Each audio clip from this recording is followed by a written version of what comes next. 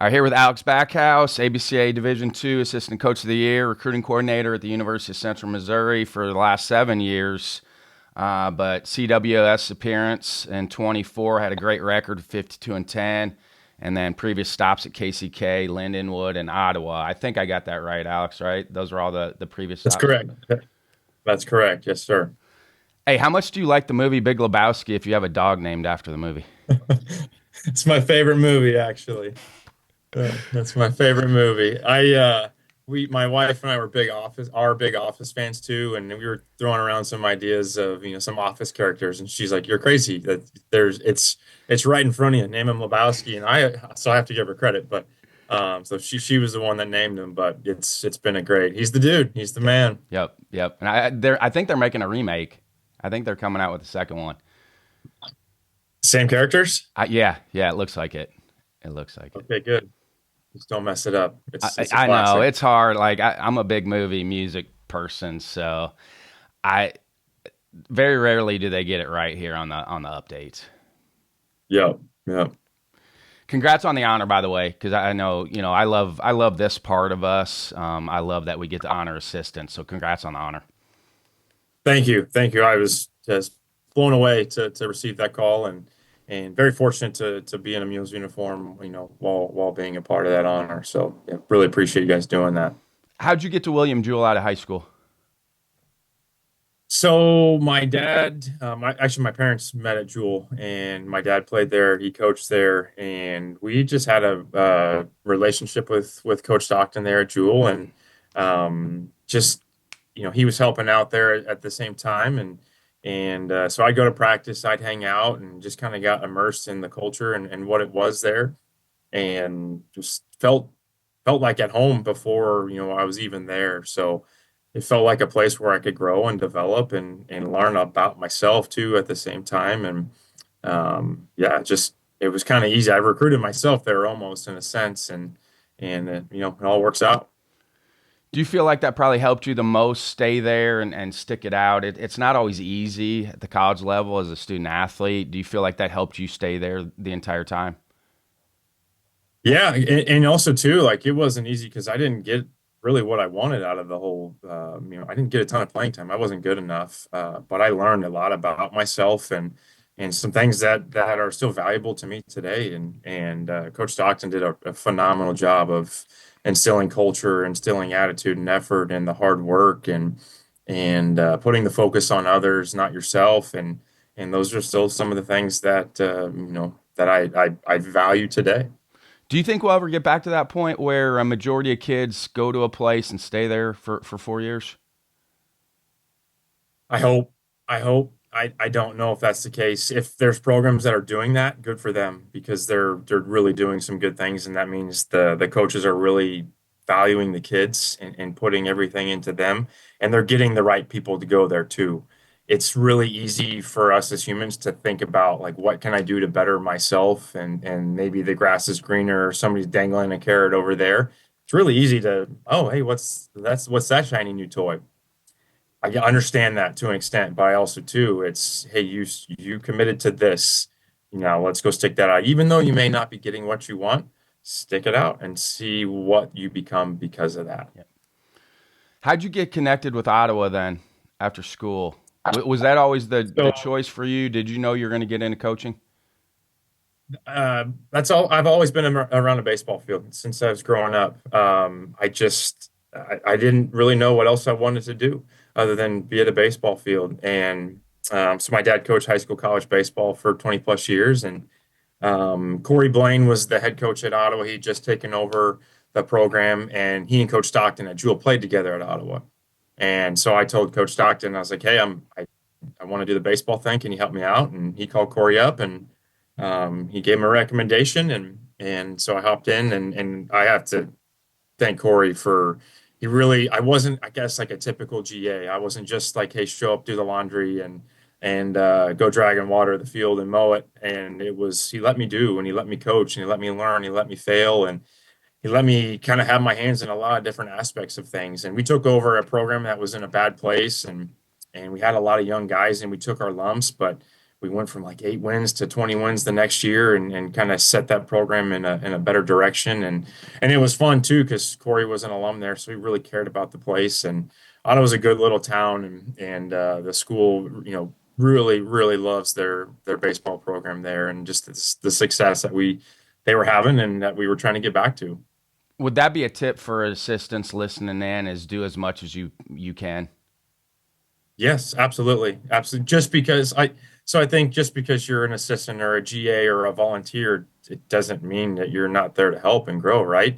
Your title doesn't mean that you can't go grab this hitter and work with him. It doesn't mean that you can't go empty the trash bags because, it's something that needs to be done. So if you're not willing to grow and learn and do because things need to be done, then I think you're just hiding behind your title or whatever it may be. Yeah. Was Matt Goldbeck the head coach at KCK when you got there? I was there for Steve Burleson's last year, Okay. so I got to spend a year with him. Oh man, that guy's so sharp. A wonderful baseball mind, a wonderful man. He did a lot of really good things for me, and I learned a ton from him just in that one year there too. And so I guess in a sense, he was kind of the general manager of the group, and everybody knew Goldie was the head coach in waiting at the time. So, but got to learn from those two guys, and still same thing like I was saying with Coach Stockton, a lot of the things that those guys did, I'm still doing today. And, in Coach Burleson's, sake, you don't win 1,300 games by accident there. So, or whatever it may be. Maybe I'm shorting him, so I apologize. But, he's a phenomenal baseball mind. What are some things that you've held on to that you're still doing? Oh, from like Coach Burleson or Coach Stockton or just in general. Yep. So Coach Burleson was attention to detail. It was your fourth up approach when you go hit. It was the hitting the front part of the bag, looking right, looking left, head forward, hands back. From Coach Stockton, it was the attitude, the effort. The hard 90s is being where you're supposed to be when you're supposed to be there. Kind of the little things that you may overlook. Not a ton of the X's and O's when it comes to the baseball side of things, but it was just, how can I help better this group by doing the little things the right way? And I call that the cycle of success, like knowing where all your stuff is when you're fifth up. Like I call that the cycle of success. And so, are you still implementing that with your guys at Central Missouri? In terms of Getting the ready to hit. prep, yes, yes. So we have a line in the dugout where it's like, hey, you cross this. It's kind of your trigger. It's signifying to everybody because everybody's got different starting points. So, but like when you're here, it signifies like, all right, I'm getting ready for my at bat, and I think we lead the country in one guy on deck warnings. I think it's a game that the boys play with the umpires now, but they're ready to go, and we don't. I guess we don't have the biggest dugout here, but so guys are always sneaking out of there, getting ready to go. But yeah, it's knowing where your stuff is, and whatever your trigger is, whether it's you putting your batting gloves on, your helmet, or grabbing your bat, you're signifying to everybody that hey, my at bat starts now, and I'm preparing myself, getting ready to go. Did you meet Coach Crooks on the road recruiting? Is that how you guys got connected? Yeah, actually, to the recruiting coordinator that was here when I was at Lindenwood, his name was Damian Stamberski.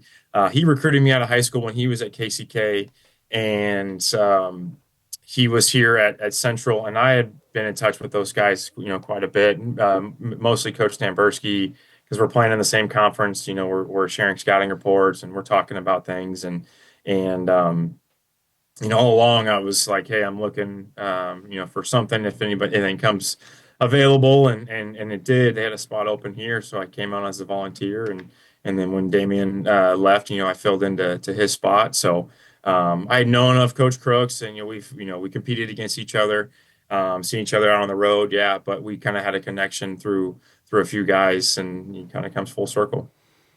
A lot of it's luck, isn't it? Like where you end up and jobs that are available. And I think that's a key for assistants listening in too, is you have to take the job that's available to you at that point. Yeah, I actually left Lindenwood and I had nothing lined up. So like I didn't have this job at Central Missouri even. It wasn't signed, sealed, delivered. It was like, well, let's see what we can get. My wife and I were moving back from St. Louis to Kansas City. She was doing a career change and she wanted to become a teacher. And so it was just kind of like we spent a summer in limbo. I went and did some recruiting for Alex Backus University. I went to places that didn't have a logo on, and just trying to keep connecting and utilizing resources and people that we knew. And ultimately it works out. It's hard in the moment. Your wife's kind of questioning what the heck you're doing because you're not bringing home a check. And what is this baseball thing that we're dealing with over and over and over again, day after day? But yeah, it's luck. It all eventually works itself out. And that's a great tip, by the way. And that's what I've always told coaches that maybe are in limbo trying to get jobs. I'm like, you need to still stay on the road. Like people still need to see you because once you're gone, you're gone. So you need to stay active on the recruiting. Even though you don't have a school, you need to still go out and stay active. Yeah, absolutely. Because the people that you see there, you may not know who you're going to run into there, and they may know things that you don't, and they have some insider info. And sometimes, that's what recruiting is. It's like you may not have a guy you're going to go watch that day. You just need to be out and be seen, and they need to see the logo, and you need to see some faces, and like, hey, what do you guys know? Especially the scouts. They're out all the time. They know everything that's going on. They have all the drama. They have all the gossip, and so if you're getting info from those guys, then you're putting yourself in a good place. You and Coach Crooks actually tag teamed at Barnstormers Talk a while ago. I mean, Yeah, it doesn't seem like that perfect year. long ago, but it was. I think it was 4 years ago. But you guys came over and did a great job because Kyle was like, I'd like to bring Alex with me. And we really hadn't done a lot of duo stuff. And you guys did a great job during that talk. Well, thank you. Something that we're very passionate about too. It's the team offense here and how we go about learning how to offense as a mule, doing some mule ball things, and that was enjoyable. That was really enjoyable, and we still get emails and phone calls about that topic discussion, and people want us to break it down a little bit more for them. So that was a really good Yeah, for anybody opportunity. that hasn't watched that, go watch it. The content is great, but also you guys did a very good job of working off each other during that talk, which is not the easiest thing in the world to do it with two guys up there. You guys did a great job working off each other. Well, good. I'll give him all the credit. He lets me do, and he's a big part of the reason as to why we're doing what we're doing here. He did a great job last weekend. That video on the base running won't come out till the spring, but he did a great job. Just go in depth on that. How much time you guys spend on base running? Every single day we do something base running wise. So I feel like we have to do more now because people know what we do. It's no secret they can go and look up stats and see that we're going to run. So we feel like we have to stay ahead of we know they're trying to stop us from doing. So it's something every single day, and it's whether it's getting reads at first, it's ball and dirts, it's looking for vaults at second base, whether it's live reads off the bat, whether it's us hitting balls off the tee or it's live reads during BP. It's something every single day that we're trying to get better at as base runners and trying to force the other team to play high level of catch. It's throughout the fall. It's you have to go. You're not gonna hear us yelling at you if you're getting thrown out. You're gonna hear us yelling at you if you're not running, if you're not going. And everybody's got the green light here, and we want you to learn how to go. We want you to get comfortable getting thrown out. Like yesterday, we were working on getting out as far as you can in a lead and a traditional or non-traditional lead at first base, and I'm trying to pick you off. And if you get picked off, that's fine. But then you kind of know what your limit is. So you can feel confident in a game that when I'm on the mound with my really bad move and I'm throwing the ball over there at 50 miles an hour, that you're getting back and you feel comfortable about going into a game that, okay, I can be at this point. This is my mark, and now I'm ready to go. I'm stuck on green. How long have you guys implemented the banging the bats together? Because honestly, I'd never seen it, and it makes a lot of sense where he's banging the bats where the runner knows that's contact. I loved that idea. Yeah, it was just trying to get everybody in rhythm with a secondary. So it's secondary shuffle, and then he, raises the bats over his head and bangs them together. So we'll preset like it's a line drive in the right center field gap, secondary. Everybody knows where the ball is being hit, what they should be doing, where they should be going, because it just kind of was all disjointed in terms of we're trying to work everybody together at the same time. It's like, all right, how can we get to where it's everybody moving at the same time? Here we go. And it was just kind of like a trigger, to get everybody started. That and the numbers too, where guys are whipping their head around in the middle of the field. I thought it was a great idea also. Yeah, so you're talking about, we talk about straight line base running. So we want the fastest way to in between 2 points is a straight line. So the faster you are as a base runner, the bigger your round's going to be. You're moving a little bit quicker. The slower you are, the straighter that line's going to be. But the only time, we put our head down is when we touch the base, and we have our guys whip their head to the inside part of the field towards the mound. So we have somebody at the mound standing there with their hands up and switching out numbers. So when you're hitting the bag, you're turning your head to the inside part of the field and you're yelling out those numbers. So your body's going to follow your head in hopes that you're running a little bit of a straighter line there. So in order to know if these guys are doing it, it's you hear the numbers being called out. He brought up a great point. He was like, the years we've stolen the most bases, our slugging percentage and home runs have also been high. I don't know why. Well, he I he don't know. made a good point on this, and I feel the same way. If you have a really good dynamic base running offense, your hitters are going to get better pitches to hit. That's true. I think you may be more leery to throw another breaking ball, because it may be in the dirt, and or they don't want to get behind a hitter. So we're going to get ahead with this, and I give the hitters credit too. We've had some pretty good ones come through with that have just really good plans and approaches that know what they're going to do in the box, and how they're going to go about it. But yeah, I think you're right. It's there's the multiple threats. Like there's a guy on base where so maybe the pitcher's attention is a little bit divided there. And great defensive numbers, too. I mean, 982 when you look at that. So, what do you attribute to that? Is that recruiting? Is that development? A little bit of both? I think all the above there. So we hang our hat on pitching and defense, and we tell guys that when they're here like on a visit, it's we're going to build ourselves up the middle, and it starts behind the plate. It starts on the mound. It goes without being said that you have to have pitching to win baseball games, but when we're recruiting position players, it's you have to have a good catcher, and we've had some really really good ones over the years. With Chase Heath, Scott Wolverton, Isaiah Pawnee, Zach Wolverton. And then your shortstops Max Holley, with us most recently, Brennan Van Brusingen in the outfield and center. So if you're good up the middle of the field, and you can play catch at a high level, you're going to do a lot of good things. So yeah, we recruit defensively. We make lineup decisions defensively too. Who's going to give us the best opportunity to defend the baseball and play catch at a high level? It's a lot of what we do at practice.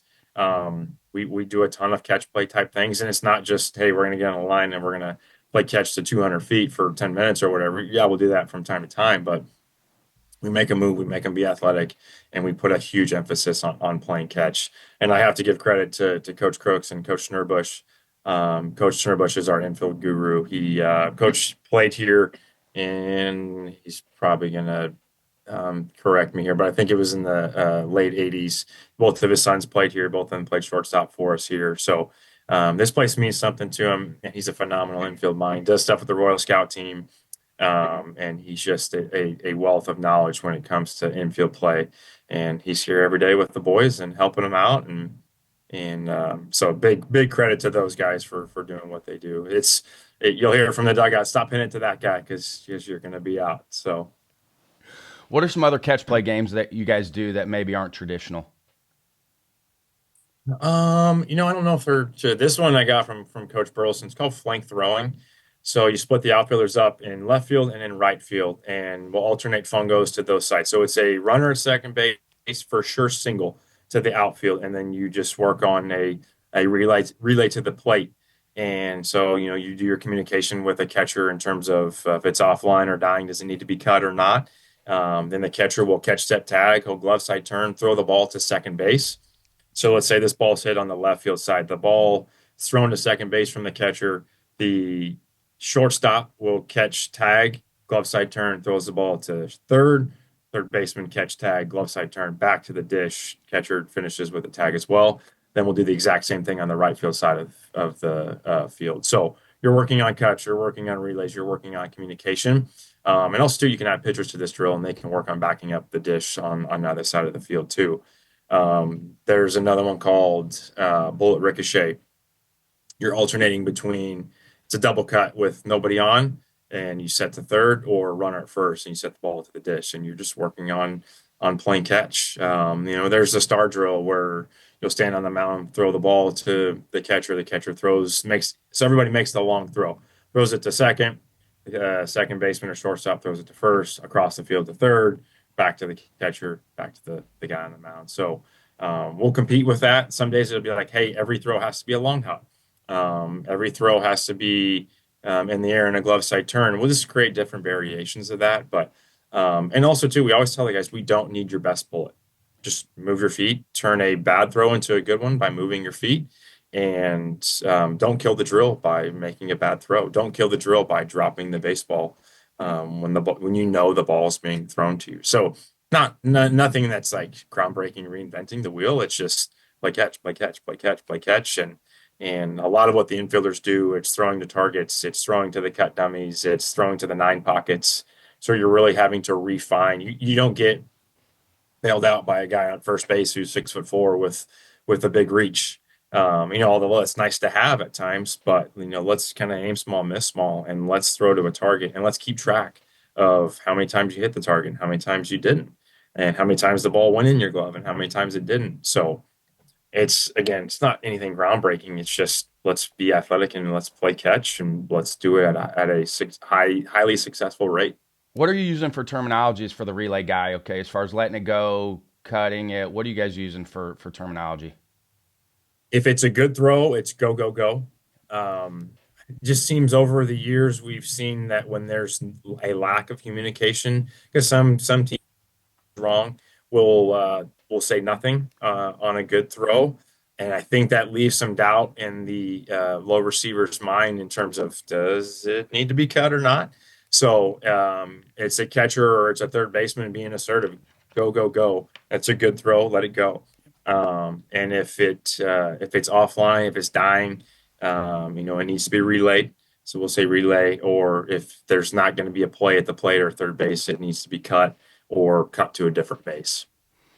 You had a great year, and I ask all the assistants this. Obviously, you're having a lot of success, so that helps. But does it make it harder recruiting wise because you're playing longer? Yeah. Yes and no, I guess. I've never really thought about it. Maybe I have in the moment, but um, when you see like state tournaments and whatnot going on, I guess there's both sides. I've been at state tournaments and I'm like, I know people are still playing, and it drives me insane that we're not still playing. But they're also you get to go to Cary, North Carolina, which is the best place in the world, and you're missing those state tournaments. So you're like, okay, I'm glad we're here. I want to be where my feet are here, but also too, I know people are playing there. I want to see those guys because you kind of get the itch to go watch, some summer baseball and go see the new group of kids and whatnot. Because you get out in the spring as much as you can, but obviously your schedule is gonna dominate a lot of your time. But yeah, I guess there's a give and take there. It's you feel good about where you're at because you're still playing, but also too you feel like it's FOMO, I guess. It's around 40, right, on your roster. Is that pretty standard for y'all? 40, 45? Our sweet spot's about 45. We'll vary between that 45 and 50 window. We carry more pitchers than a lot of programs do. We try not to abuse our arms. We in the 8 years that I've been here, I can count 6 times that our pitchers have thrown 100 pitches or more in a game, and I think 4 or 5 of those times have been in the World Series. So that's our best arm. He's not coming out of the game. And also too, we trust and know that that guy's done the work to take care of himself physically to where he's not putting himself in a position to hurt himself. And we're going to build our guys up throughout the year to where February, we don't need you to go 80, 90, 100 pitches in February. We need you to go 80, 90, 100 pitches in May and June when it means the most in some playoff baseball. And also too, we're going to feel good about we've thrown 70 pitches and we're going to go third time through the lineup and we feel good about handing it off to the guy out of the pen who's just as good, if not better than the starter. We're on that coaches So connect call with D2, which is something interesting that's coming out this year in the postseason. You can reset your roster after every game. it's awesome. Yeah, It's I heard unbelievable. about Like that. I'd never even thought Yeah. about that, and I love the idea. Yeah, we had an outfielder who was injured last year in the regional, and it wasn't getting better going into our super regional. And we were talking with our NCAA rep. We're like, hey, how do we deal with this guy? And if he can go, if he can't, and it was you have to predetermine what it was. So that affected that roster that we turned into the NCAA in terms of who could play, who couldn't, and we didn't feel good about it. We kept him on there, but it was like, man, if he can't do it, then that's one less pitcher that we carry on our roster. And do we carry that extra position player? Just knowing that you can, like that guy got hurt, now we can put somebody else on there. That's a big deal. That's a big deal. With Division One maybe setting their roster around mid 30, do you feel like that's going to help Division 2 baseball?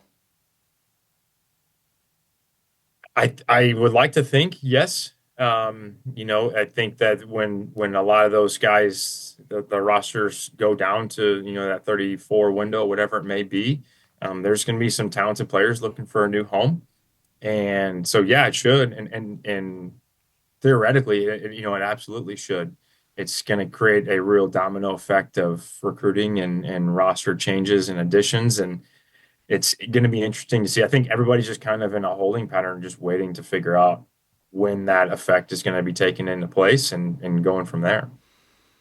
I feel like you and Coach Crooks do a good job of adding stuff as you go and changing with the times. How do you guys know when you're going to add something new in with the team? Like it might be a drill, might be an offensive or defensive scheme. When do you know, okay, we're going to actually add this and implement it? Good question. I think that sometimes it's like for example, we from this past weekend, the guys at Mizzou were doing the elongated soft toss. And so he brought that back, and we were like, well, we soft toss from a short distance because you want to try to simulate the timing. Like, everybody's all about velo, right? So you want the hitters to make quick decisions. Well, yeah, in theory, you want to do that, but also too, have you watched 18 to 22-year-olds try to front toss from 10 feet? It's not so good. And half the time you're watching them, you're like, dude, you need to get your arm back behind the screen because you're gonna break your hand if you don't get it back behind. But then the concept behind the front toss was you have to get gathered and load into a good position to hit, and there's still timing involved with that. So it's like, so we brought that back, and on Monday with our hit groups, it was like, hey, we're doing this in this cage, and this cage here, we're going to go elongated soft toss, and it was interesting to see how for some guys that timing aspect really messed with them, and then diving forward to go make contact with the ball rather than gathering in their back leg and being grounded and letting the ball travel to drive the ball. So that one was like, yeah, that makes sense. Like why would we not do this? And I think we're very routine oriented around here. So if something works, we're going to keep doing it. Now, if we can create different stimuli around it, awesome. We'll absolutely do it. We want to change it up. We don't want it to be, we don't want the boys to feel like, oh, we're going through the motions again because we're doing Mule BP again, and it's the same variation over and over again. But if we see something or hear something, and it's like, that's why would we not do that? That's going to make us better. We're gonna do it. But I think a lot of what we do is just trying to create different variations of what we already do based off of the group.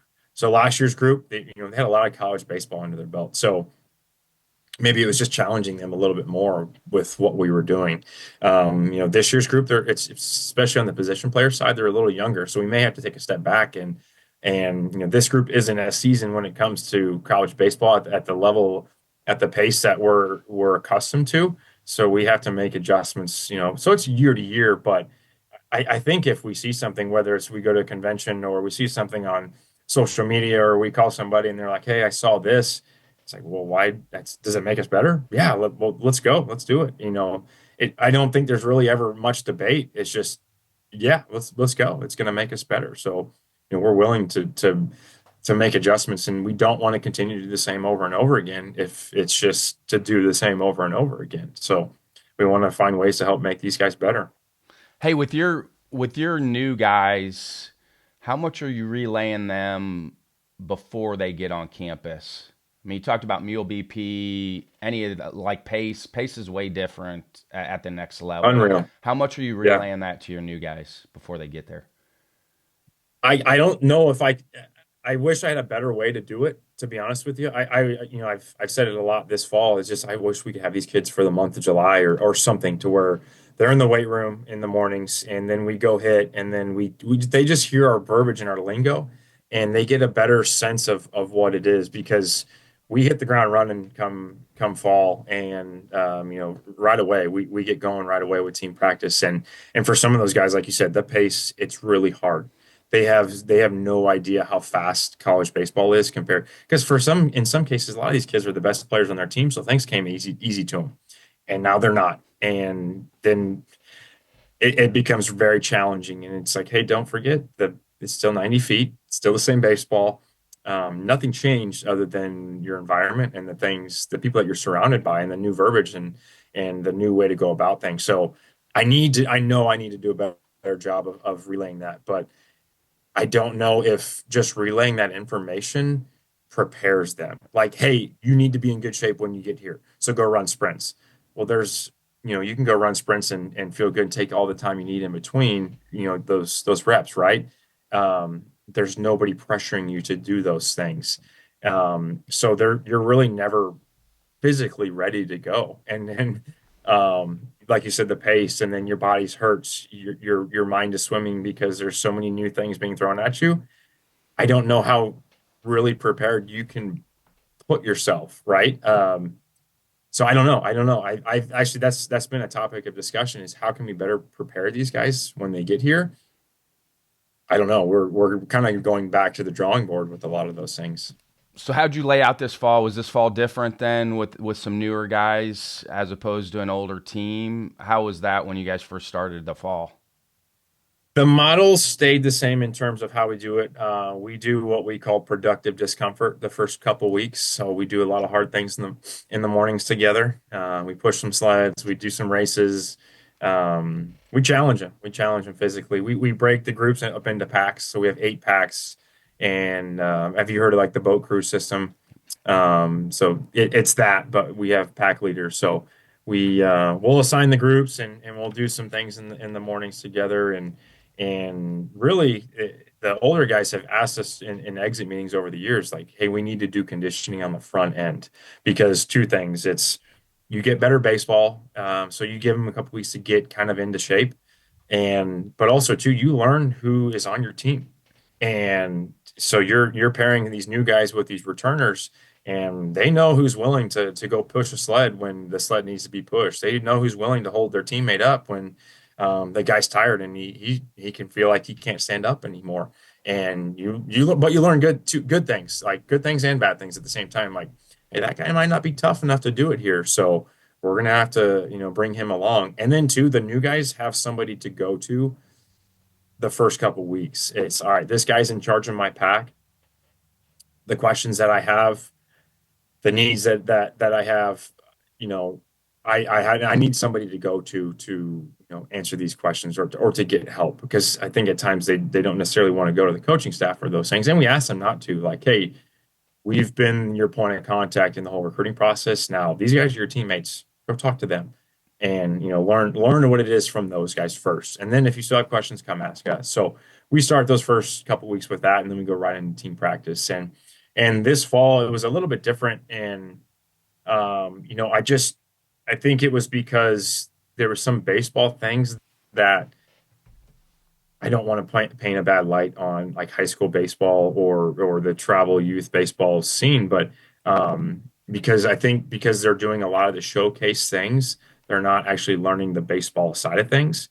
So we had to be like, hey, no, when a runner at second base and the ball's hit to left field, or sorry, right field, the second baseman, you go cover the bag kind of thing. Like kind of some rudimentary things where we had to take a step back and change it up in terms of like, okay, we're going to set some situations and we're going to kind of walk through these situations in a machine scrimmage setting where we haven't had to do that in the past. It was like, hey, second baseman, you're supposed to go there. Oh, okay, got it. I won't not be there again. This year it's been a little bit different. Like, oh, he's telling me the same thing over and over and over again. I have to make some adjustments. So we had to make adjustments too. And they were appreciative of that. It was like, okay, got it now. Because we go very fast, and like you said, the pace is what it is.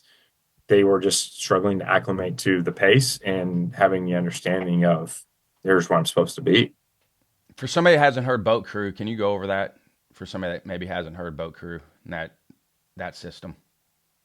Yeah, so derived from the Navy SEALs, then they're broken up into boat crews during their budge training, and so basically they're just like small little groups and teams of that go and do things together and go compete. And there's a point of contact, and I don't know if they assign leaders to those boat crews or not, or they're just hoping that somebody will just take it and lead and go. But we assign leaders to ours, and yeah, it's like mini packs. It's decentralized command.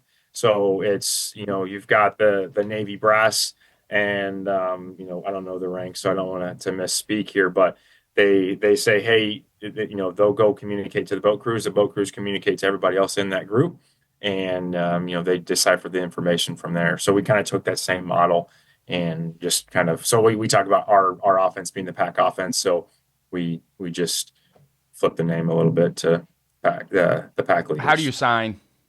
How do you sign your leaders? Usually returners. We'll put one position player and one pitcher in each group. Love it. Love it.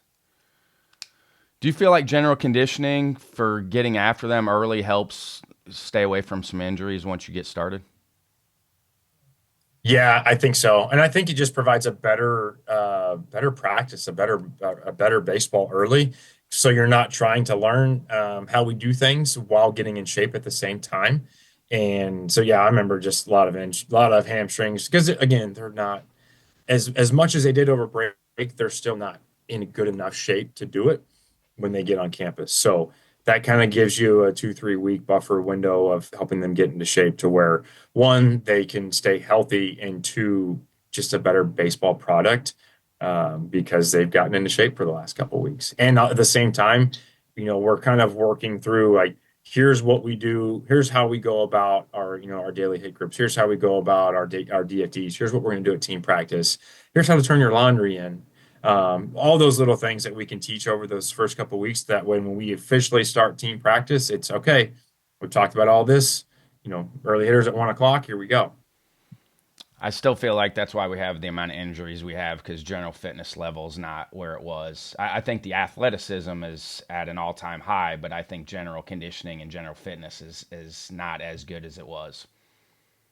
For sure. And I'll give all of our strength guys like total credit for all this too. They do a really good job of not it's I so like how do you get strong? You move heavy weight, right? I think, and I'm not saying I know everything about the strength and conditioning side of things, but I think we've got too individualized at times with the baseball lifting, and gotten away from like how do we get strong? How do we get fast? And our strength guys are really, really good at doing those things, and it's putting them in a position to get stronger, move faster, and stay healthy while excelling on the baseball field at the same time. What are some of the best routines you've seen out of your players? Could be offensively, Best. defensively.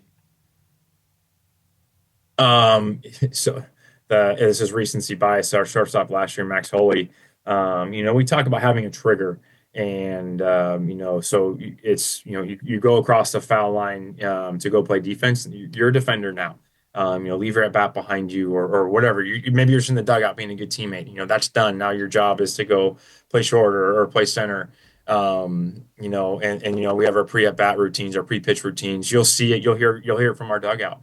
We do a lot of mental game stuff here, and you'll hear, get back to your green light, take your deep breath, go to your focal. A lot of those things. But last year, I'm in charge of the positioning. I sit next to our pitching coach, Eli McFadden. I sit next to him in the dugout. And so we kind of work hand in hand about where we're positioning our guys, how we're going to attack hitters and whatnot. And I'm kind of doing my scan, and I look over, and Max Foley's at short. He's doing this. He's like, hit me the ball, hit me the ball, hit me the ball. And we're like, hey, baseball gods, hit that guy the ball. Like, just reward him, please, because he wants it. And it wasn't an always. He didn't do that all the time, but he was just in a position to where I know he's going through his routine, and he's so confident and locked in about what's going on. He wants the baseball, and that's what you want to see from guys. A big disciple of the mental game. We had a catcher a few years ago named Isaiah Pawnee, and the mental game was a really big thing for him. He really lacked some confidence, and the game was really hard for him. But he really grew physically, and he dove in the mental game, and you could see him. He'd go out to catch, and if something didn't go his way, or if he's teetering in a yellow or red light, he'd take his glove and he'd swipe the ground and in front of him, and it was like, man, it's good. That's what you want to see. You see guys aware of where they're at. You see them intentionally going to their routines. Does it mean he's going to have success if the next ball's thrown in the dirt that he's going to block it, or does it mean that Max is going to field the ball short? No, no, but you feel confident. Those guys are in a position to go have that success. If a pitcher, throws what he knows is a strike and the umpire balls it, and Connor Wolf hops off the mound and turns around and takes his hat off to go through his yellow red light routine, it's like, good, good. That's what you want, because he is checked in with himself, that he knows I'm getting outside of myself here. I need to take a deep breath on my focal point. I need to say my key word or my key phrase, and I'm going to go back and compete. I'm moving on from what just happened, and I'm going to go give all my compete for this next pitch, and that's it. And I'm going to do it again. So when you say routines, like we have a sign. We do all the dugout signs. We have a sign in our locker room, and it's Clark Kent changing into Superman. So we kind of set their first routine for them. Okay, you were a student, you were a boyfriend, you were a dorm, a roommate, you were a son, or whatever you were doing before you got here. Well, now it's time to be a Mules baseball player. So there's your trigger, there's your switch. Okay, I put my uniform, and we ask them to all have a switch, whether it's you put your hat on, whether it's you tie your shoelaces on your cleats. Now I'm here, I'm present. I'm going to be a Mules baseball player for the next 3 hours, and I'm going to put all my focus, all my attention into getting better, doing the things that are asked, and being a good teammate. And so there's your first one. We kind of set that routine for them, but we do the fourth up approach. We do the red light, green light routines, and we kind of individualize it from there. Our center fielder last year, Brennan Van Bruce again, he carried a sign with him, so he struggled not taking at bats into the outfield, or he struggled not being able to move on from one thing to the next. And he made a dugout sign for himself. It was check in, get back to your process. So he put it in the same spot when we were here at home. And then he'd take it with him on the road, wherever we were at. He'd find a spot in the dugout. And that's where he put his hat and his glove, and the rest of the outfielders put their stuff there too with him. And he'd come off the field and he'd look at it, and he'd take his hat off, he'd take his deep breath. Okay, I'm releasing me being a defender. Now I'm getting ready to go hit, or I'm releasing whatever just happened, good or bad, from that last at bat. I'm taking my deep breath, and I'm putting my hat on, and I'm going to go be a center fielder. I'm going to go play defense now. So routines are a really big thing for us here, and we believe it's going to put our guys in the best position to compete just one pitch at a time. Does it guarantee the success? No. But the guys that are more routine oriented over and over and over again are the guys that are going to have the most continued success, because it's just going to lead to more confidence. Did you use much of that as a player? Coach Stockton talked a lot about it, and that's kind of where I was introduced to it. And I remember my dad giving me, I still have his copy of the Mental Game of Baseball, and I didn't do enough. I didn't, because I can vividly remember being in the box and telling myself to not chase another changeup that I knew was coming. Or like behind the plate, I missed a pitch, or I bobbed the ball out of the zone, whatever it may be. I remember all the self-doubt creeping into my mind, and I didn't have a release that allowed me to get away from it. I did at times, but my career did this because my mind did that too. So I think that's partly why we're so passionate about the mental game here. It's because we needed it. and how can we help these guys? So they're talented, they're good players, but the game's hard and the game doesn't care. So the other team gets a vote. So how are we going to combat the ups and downs that this game will provide you? And in terms of like, what can we provide you to where, oh, I needed that for my routine. I needed that to, for my self-talk. I needed that for my breathing routines to where, they could take it and run with it. So I mean, yeah, I was around it as a player, but until like I could take a step back from my playing days and I could be like, you were talented. I mean, you hustled, you gave good effort, your attitude was right, but you were still missing the mental game, and it would have really helped you. Until I could take a step back and detach from that, that was when I was like, oh well, I think some of these guys are in the same boat. I can see you are doing exactly what I was doing, but now I see it from a different perspective now. So let me help you with this. So if you can take this and add this to what you're doing, I hope it helps you. I mean, I promise you it will if you stay consistent with it. How much of a benefit is it for you all? You play a ton of home games. We love playing at home. It's We awesome. love playing at home. Yeah, we love sleeping in our own beds. I feel like we have a real home field advantage here. Our yard plays big, and we we play a really obnoxious song when we score runs. And I What's the know people song? don't. It's the Venga Bus. It's by the Venga Boys. Yeah, it just I know people don't like it, but it's great. But so like the cool thing about this place is there's some traditions that have been going on for the last 20 plus years. So and I know that's one of them. So but yeah, we play a lot of home games. We love sleeping on our own beds. We love being here at home.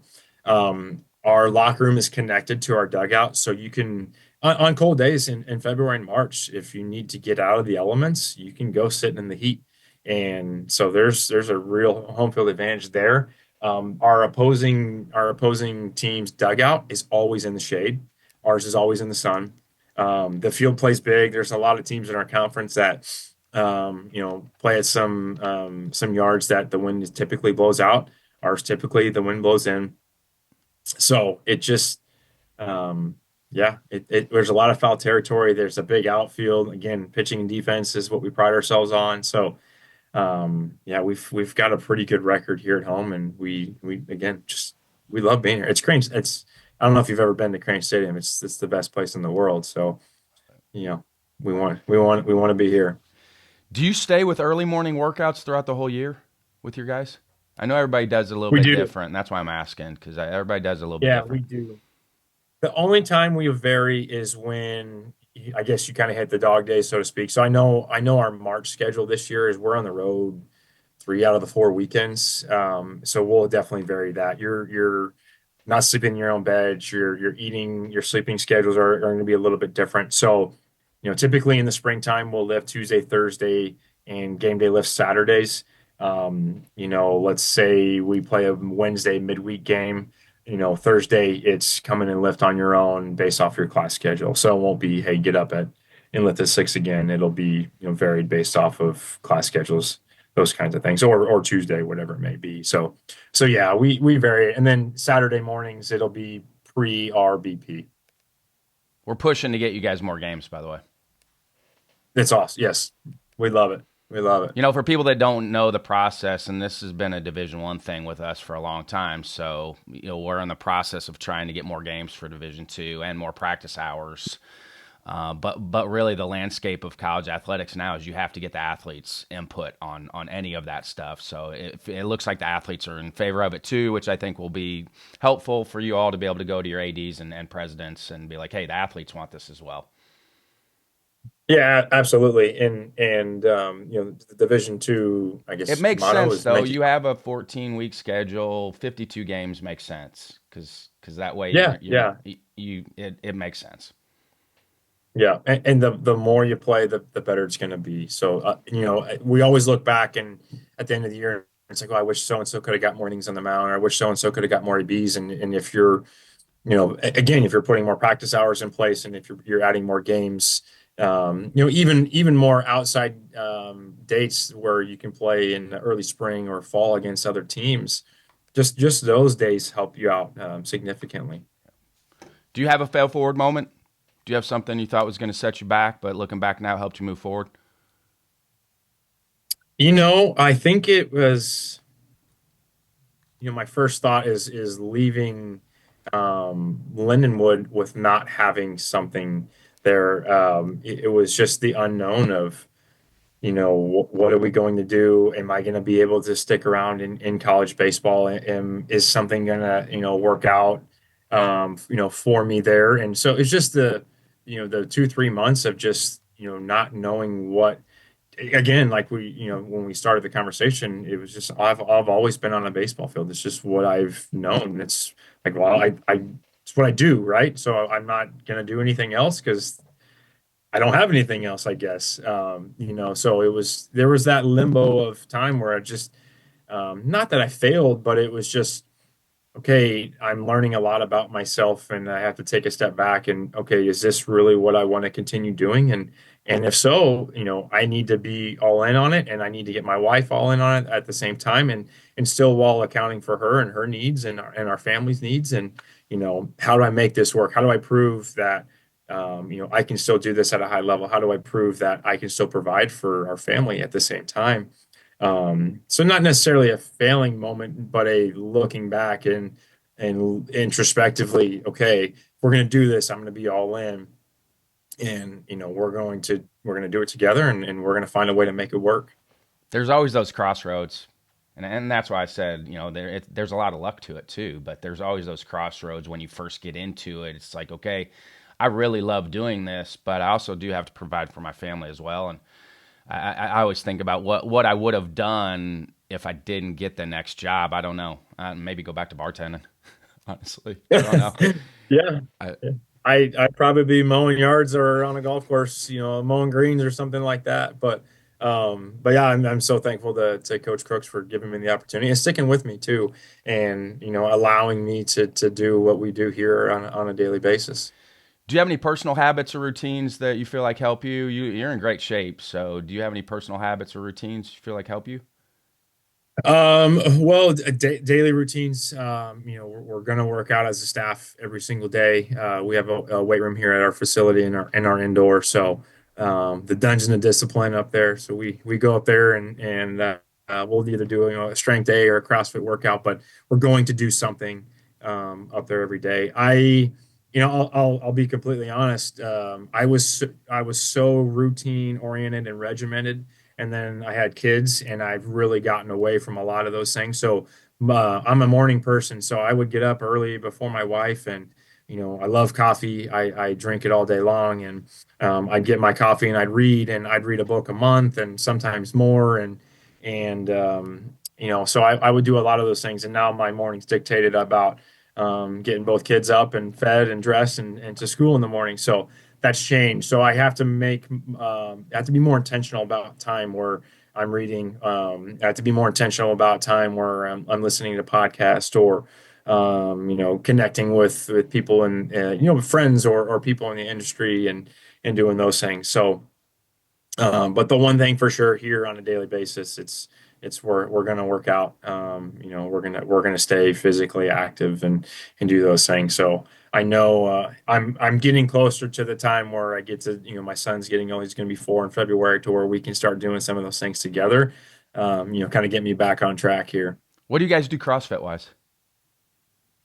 Have you ever heard of the app SugarWOD? I have not. Okay, I'll text it to you here. It's a free app, and there's just a bunch of whatever Hey, gym spell kind of that you want to for call me for people listening, and spell that for me. Sugar SUGARWOD. It's a blue logo with a dumbbell going diagonally across it. So you can subscribe to whatever gym you want to on there. So the nice thing about it is there's zero thought process behind it. It's just, here's what today's workout. So they lay out the warm up, they lay out the strength portion, they lay out the actual WOD, and then any extra work behind it. So like sometimes it's just like we're limited with time. Guys come in, they want extra work, or you have a recruit on campus, or you just have a full day, and you can get your ass kicked in 10 minutes. Like I don't want to ever hear people like, I don't have time to work out. Like, I can You show do. you I something. have a Yeah. Tabata Oh yeah. workout, so God, I can't. Hannah Eden, she's a CrossFit. She's an influencer, but I found her in like Um, 2017. Anna, Yeah, and Eden. yep, Hanneden.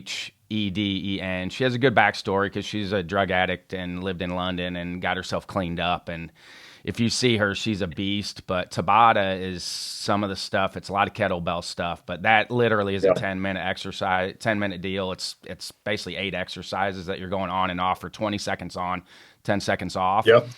You will be done. And you're You're smoked. done in 10 minutes. You're done. Like for anybody that Yeah. I get to get on a treadmill and check out for a while, but I'm like you're wasting all kinds of time because this heart Yeah, rate I can't do it. variability stuff will kick your butt in 10 minutes, and that's all you need. Yeah, yeah, absolutely. And like you're absolutely right. I can't do the treadmill thing. I did the long distance running things, and I was like, I need to retire from that. So, got into the CrossFit thing when we got here, and we vary from time to time. Like we have a Peloton at home, so that's a good change of pace. But there are days I'm gonna be honest with you. I'll look at the workout, and it's like I did burpees as punishment when I was playing.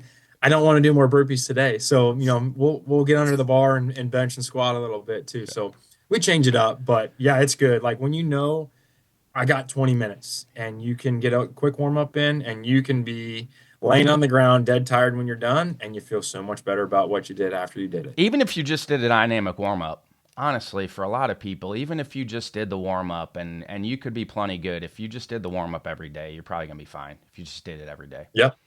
Yeah. I just I have a hard time demanding, telling the boys to do hard things, especially that first couple weeks when we get back. If we're not, to be completely frank, we take some CrossFit type things. Either the CrossFit games or right before we get back from summer break, we'll take some of those workouts and we'll create them for our boys. And Crooks and I will do them with our strength staff to make sure that one, they're doable, that the time parameters that we put behind those things are doable. So if we're going to ask them to do hard things, we need to do it too. Like we can't say, hey, eat this, look like that, if you're not going to do the same thing. So, again, my opinion. I would jump in with our guys in the Friday morning stuff too. I, It's awesome. I You're just to tuning show your like, hey, this is doable. Like I know you think it's not doable, but this is doable. And if somebody that's 40 or 50 years old is doing this with you, like you should be able to do it. Yep, yep, absolutely, absolutely. And then too, if when you walk in the weight room and you see not enough weight on the bar, you can let them know that they can add a little bit more. What are some final thoughts before I let you go? Final thoughts. Oh goodness. Man, I don't know. Just a lot of gratitude. I'm so thankful to be a part of a baseball community and to to get to do things like the ABCA podcast and to go to the convention and to just have a relationship with a lot of different people all around the country and to help be a part of such a good game and thankful for again for Coach Crooks for allowing me to have this opportunity to be here and to work and to grow, and that all goes all the way back to Corey Blaine and my days at Ottawa. It goes back to Coach Stockton, helping instill some things to me while I was a player, Jewel, and to my dad for, I'll always remember this because I feel like I'm gonna have to tell my son the same thing. You'll never be the biggest, you'll never be the fastest, you'll never be the strongest, but you can outwork everybody, and you can do that. And there's a lot of different ways to do that. So thankful to all those men in my life that allowed me to or I guess influenced me to where I am today and then helped guide me along to the because I'm not perfect and I failed and I'm learning, but they've allowed me to do those things in the environments that they provided for me. So just a lot of gratitude and thankful for you just get to be surrounded by a lot of really good people. You get the opportunity you're outside every day. You get to do baseball every day. I mean, what better opportunity to impact people than through this great game? So, just very thankful, very humbled, and just appreciative of all the good that has been coming our way. Thanks for your time, Alex, man. I appreciate it. This is awesome. I really appreciate it. I really appreciate you having me on. This was enjoyable.